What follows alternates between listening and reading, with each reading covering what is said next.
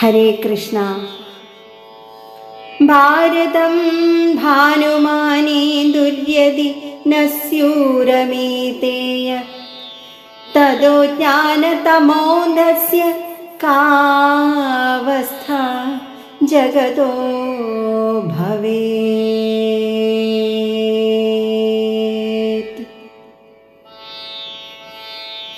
ഭാരതവും ആദിത്യനും ചന്ദ്രനും ഇല്ലെന്നു വരികിൽ അജ്ഞാന തമസ്സുകൊണ്ട് അന്ധമായ ജഗത്തിൻ്റെ സ്ഥിതി എത്രയ്ക്ക് ശോച്യമായി ഭവിക്കും.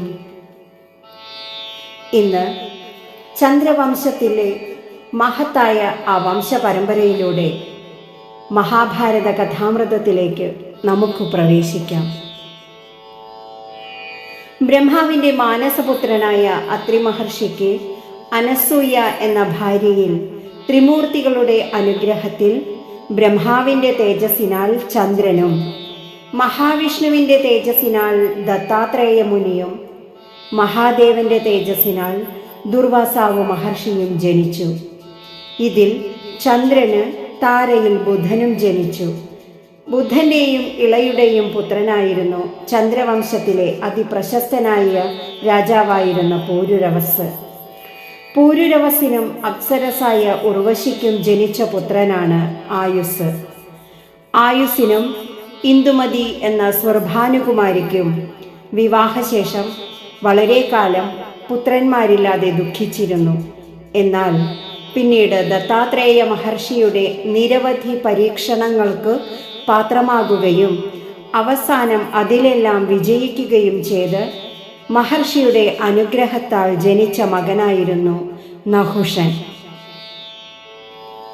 സാക്ഷാൽ പാർവതീ പരമേശ്വരന്മാർ തങ്ങളുടെ സ്വകാര്യ സല്ലാപത്തിനിടയിൽ നല്ലൊരു ഉദ്യാനം തന്നെ കാണിക്കണമെന്ന് പാർവതീദേവി അരുളിയതു കേട്ട് മഹാദേവൻ നന്ദനവനം കാണിച്ചു കൊടുക്കുകയും അതിലെ കൽപ്പവൃക്ഷത്തോട് എന്തു ചോദിച്ചാലും ലഭിക്കുമെന്നും ദേവിയോട് പറഞ്ഞു.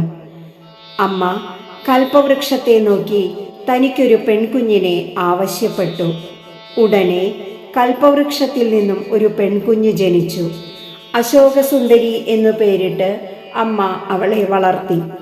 ഒരിക്കൽ അമ്മ അവളെ അടുക്കൽ വിളിച്ച് ചന്ദ്രവംശത്തിലെ ഇന്ദ്രതുല്യനായ നഹുഷൻ എന്ന രാജാവ് അവളുടെ ഭർത്താവായി തീരുമെന്ന് അവളെ അനുഗ്രഹിച്ചു.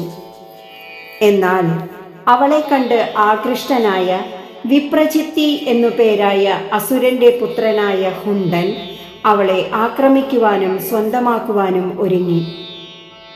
നഹുഷന്റെ ഭാര്യയാകാനാണ് ഞാൻ കാത്തിരിക്കുന്നത് എന്നും അദ്ദേഹം നിന്നെ വധിക്കുമെന്നും അവൾ പറഞ്ഞതു കേട്ട് അസുരൻ പൊട്ടിച്ചിരിച്ചുകൊണ്ട് ഇപ്രകാരം പറഞ്ഞു: നഹുഷൻ ജനിക്കാൻ പോകുന്നതേയുള്ളൂ എന്ന്.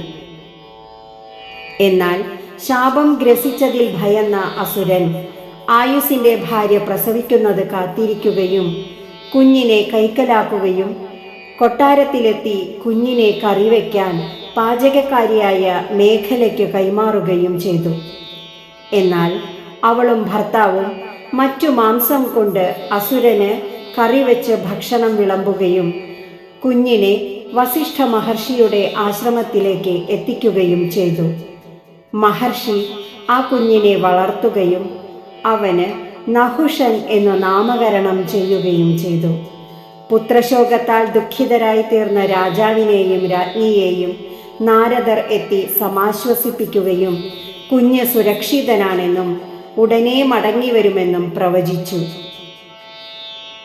കാലങ്ങൾക്കു ശേഷം യുവാവായ നഹുഷനെ കണ്ട ദേവചാരണന്മാർ അദ്ദേഹം ആരാണെന്നുള്ള വിവരം അദ്ദേഹത്തിന് നൽകുന്നു. നഹുഷൻ അതെല്ലാം വസിഷ്ഠ മഹർഷിയെ ധരിപ്പിക്കുകയും ചെയ്തു. അശോകസുന്ദരിയെക്കുറിച്ചും ഹുണ്ടൻ എന്ന അസുരനെക്കുറിച്ചും മഹർഷിയും അദ്ദേഹത്തിന് വിവരം നൽകുകയുണ്ടായി. നഹുഷനെ താൻ വധിച്ചു എന്ന് ഹുണ്ടൻ പറഞ്ഞതു കേട്ട് അശോകസുന്ദരി ദുഃഖിച്ചിരിക്കെ യഥാർത്ഥ വിവരങ്ങൾ വിദ്യുന്ധരൻ എന്നൊരു കിന്നരനും അദ്ദേഹത്തിൻ്റെ ഭാര്യയും അവൾക്ക് നൽകുന്നു. അശോകസുന്ദരിയെ സമാശ്വസിപ്പിച്ചുകൊണ്ട് വിദ്യുന്ധരൻ ഇപ്രകാരം തുടർന്നു: കൃശോദരി, ആ മഹായോഗിയായ നഹുഷൻ ഹുണ്ടാസുരനെ വധിച്ച് ഭവതിയെ വേൾക്കും. ഭവതിയോടുകൂടി ശക്രൻ സ്വർഗത്തിലെന്ന പോലെ ഭൂമിയിൽ ചക്രവർത്തിയായി വാഴുകയും ചെയ്യും. അദ്ദേഹത്തിൽ നിന്ന് ഭവതിക്ക് ധർമ്മജ്ഞനും പ്രജാപാലശീലനും ഇന്ദ്രതുല്യനുമായ യയാതി എന്നൊരു സൽപുത്രനും രൂപൗദാര്യ ഗുണശാലിനികളായ 100 പെൺകുട്ടികളും ഉണ്ടാകും. ദേവി പിന്നീട് പുണ്യവിക്രമനായ നഹുഷ മഹാരാജാവ് സ്വർഗത്തിൽ ചെന്ന് ദേവേന്ദ്രനായി വാണരുളും. അന്ന് ഭവതിയുടെ പുത്രൻ യയാതി മഹാരാജാവായി സർവജീവികളിലും ദയ പൂണ്ട് പ്രജകളെ ഭരിക്കും. അദ്ദേഹത്തിന് ബലവീര്യ ഗുണാന്വിതരും ധനുർവേദ പാരംഗതരുമായ 4 പുത്രന്മാർ ജനിക്കും. തുർവസു, പുരു, കുരു, യദു എന്നിവരായിരിക്കും ആ 4 പേർ. ഇവരിൽ യദുവിന് ഭോജൻ, ഭീമകൻ, അന്ധകൻ, കുക്കുരൻ, വൃഷ്ണി, ശ്രുതസേനൻ, ശ്രുതാധരൻ, കാലദംഷ്ട്രൻ എന്നീ സിംഹപരാക്രമികളായ പുത്രന്മാരുണ്ടാകും. ഇവർ യാദവർ എന്ന പേരിൽ വിഖ്യാതരായിത്തീരും. അവർക്കും വളരെ പുത്രപൗത്രന്മാർ ജനിക്കും. ഇങ്ങനെ നഹുഷന്റെയും ഭവതിയുടെയും വംശം വർദ്ധിച്ചു വരും. ഇത്രയും സംഭവിച്ചപ്പോഴേക്കും നഹുഷൻ ധനുർധരനായി ഹുണ്ടന്റെ അടുക്കൽ എത്തിക്കഴിഞ്ഞിരുന്നു. ഭയങ്കരമായ ആ യുദ്ധത്തിൽ ഹുണ്ടൻ കൊല്ലപ്പെട്ടു. ദേവകളുടെ മധ്യത്തിൽ വെച്ച് നഹുഷൻ അശോകസുന്ദരിയെ വിവാഹം കഴിച്ചു. വിവാഹാനന്തരം അവർ നഹുഷന്റെ കൊട്ടാരത്തിലേക്ക് തിരികെ പോന്നു. പിന്നീടൊരിക്കൽ ഇന്ദ്രൻ വൃത്രാസുരനെ വധിച്ച ബ്രഹ്മഹത്യാപാപം നീങ്ങുന്നതിനു വേണ്ടി മാനസ സരസിലുള്ള ഒരു താമരയിൽ ഒളിച്ചിരുന്നു. ഇന്ദ്രന്റെ അഭാവത്തിൽ ദുഃഖിതരായി തീർന്ന ദേവന്മാർ നഹുഷനെ ഒരു താൽക്കാലിക ഇന്ദ്രനായി അവരോധിച്ചു. എന്നാൽ നഹുഷന് ഇന്ദ്രാണിയിൽ ആഗ്രഹം തോന്നി. അന്നൊരിക്കൽ അഗസ്ത്യൻ നഹുഷനെ ശപിച്ച് പെരുമ്പാമ്പാക്കി. പിന്നീട് പാണ്ഡവ ദർശനത്താൽ പെരുമ്പാമ്പ് വീണ്ടും നഹുഷനായി ഇന്ദ്രലോകത്തേക്ക് പോയി. ഓം നമോ ഭഗവതേ വാസുദേവായ.